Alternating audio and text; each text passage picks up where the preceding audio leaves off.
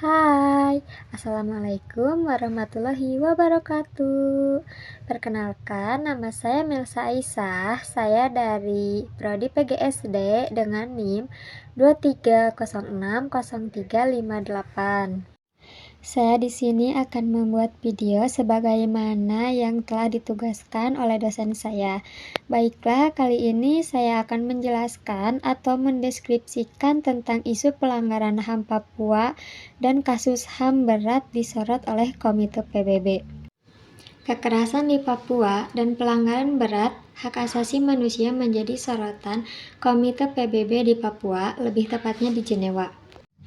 Bagaimana Indonesia mengatasi tingginya angka kematian di antara pengungsi Papua? Pada Februari, Indonesia menghadiri sidang hak sipil politik di Jenewa. Setelah mengikuti sidang hak-hak ekonomi, sosial, dan budaya, Indonesia membantah adanya militarasi di tanah cendrawasih dan mengatakan pemerintah memberlakukan pendekatan pendanaan untuk memperkuat ekonomi Papua. Kemudian, sejumlah isu sentral yang mengemukakan di tanah air turut disorot oleh lembaga internasional yakni Komite HAM PBB. Terbaru, Komite HAM PBB telah mengeluarkan dokumen hasil observasi dan rekomendasi perihal situasi HAM Indonesia melalui komponen yang tertuang dalam Konvenan Internasional Hak Sipil dan Politik pada 28 Maret 2024. Melansir siaran Pers Kontra menyimpulkan isu-isu yang telah disidang pada tanggal 11 sampai 12 Maret 2024 di Jenewa, mulai dari isu impunitas dan pelanggaran HAM berat masa lalu, kekerasan di Papua, menyempitkan ruang sipil, bisnis, dan HAM, hukum mati, independensi, peradilan, dan juga korupsi. Pada salah satu catatannya, Komite HAM menggarisbawahi rantai impunitas yang masih terjadi di Indonesia akibat pola kekerasan oleh aparat keamanan terhadap masyarakat sipil. Pola tersebut dapat dilihat dari maraknya eksekusi pembunuhan di luar jalur hukum, penghilangan paksa, serta kasus-kasus pelanggaran HAM berat masa lalu yang tak kunjung tuntas penyelesaiannya melalui jalur pengadilan. Komite PBB sering menyuarakan keperhatiannya terhadap situasi ini, mendorong pemerintah Indonesia untuk mengambil langkah-langkah yang lebih konkret dalam melindungi HAM wilayah tersebut.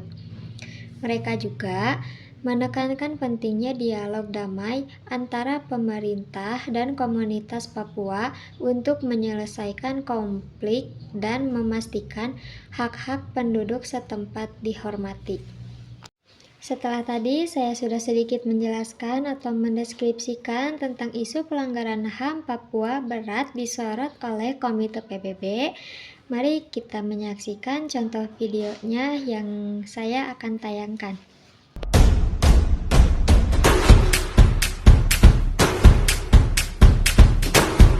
Kelompok kriminal bersenjata Papua kembali melakukan penyerangan terhadap warga sipil.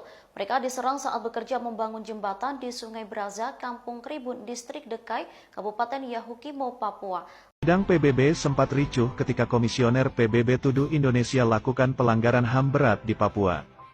Dalam sidang hari ini, salah satu pakar HAM PBB menilai penegakan hak asasi manusia di Provinsi Papua dan Papua Barat makin memprihatinkan. Pelanggaran HAM terhadap penduduk disebut memperburuk situasi ini.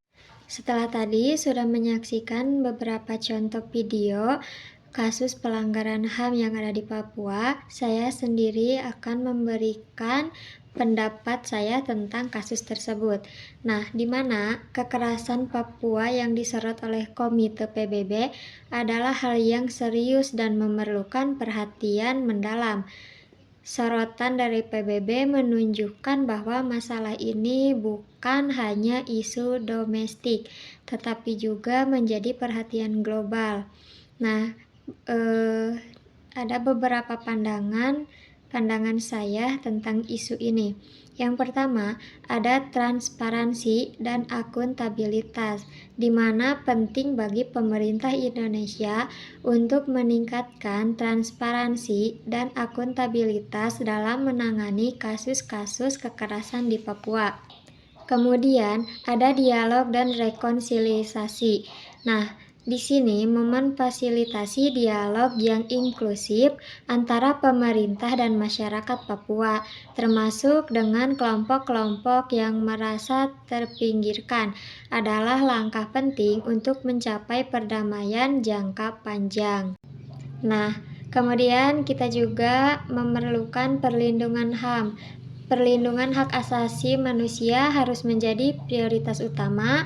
Tindakan represif oleh aparat keamanan harus dihentikan, dan setiap pelanggaran harus diinvestigasi dengan tuntas. Perlindungan bagi aktivis dan jurnalis yang melaporkan situasi di Papua juga perlu ditingkatkan. Nah, mungkin cukup sekian pendapat dari saya dan juga video dari saya. Terima kasih sudah menonton sampai akhir. Wassalamualaikum warahmatullahi wabarakatuh.